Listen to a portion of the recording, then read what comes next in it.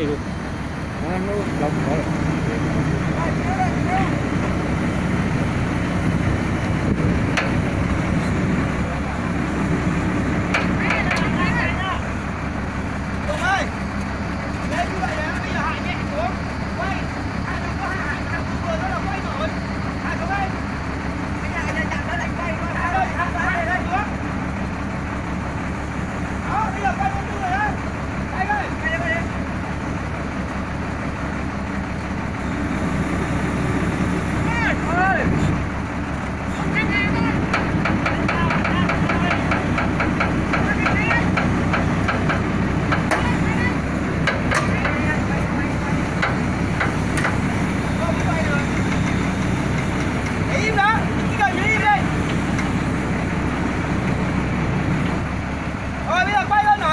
Cái khẩu giáp tả rồi là tệ nè. Khẩu giáp tả từ ta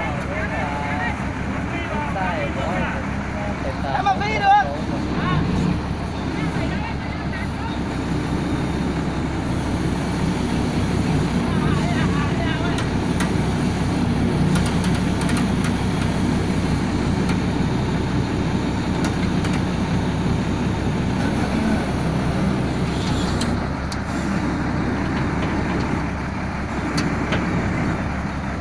Rồi đó.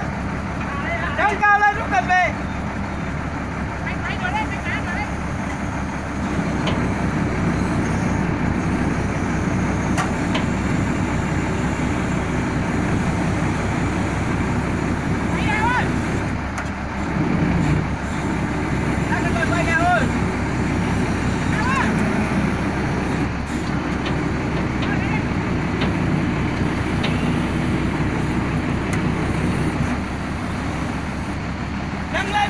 Nâng lên rút về là được.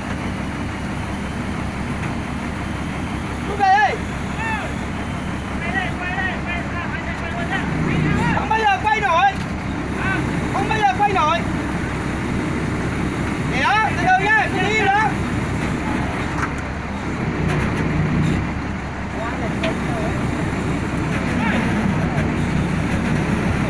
À, quay nha.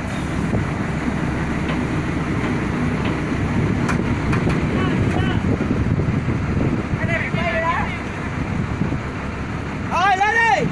Đây, quay vừa vừa thôi, quay tí một. Rồi nâng lên lúc này Tùng ơi.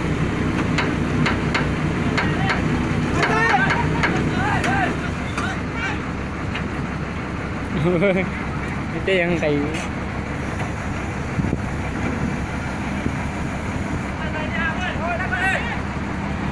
Bây giờ cái kéo cổng lên kéo đâu cũng nâng lên lúc này cũng đặt cái xe ra mà sao.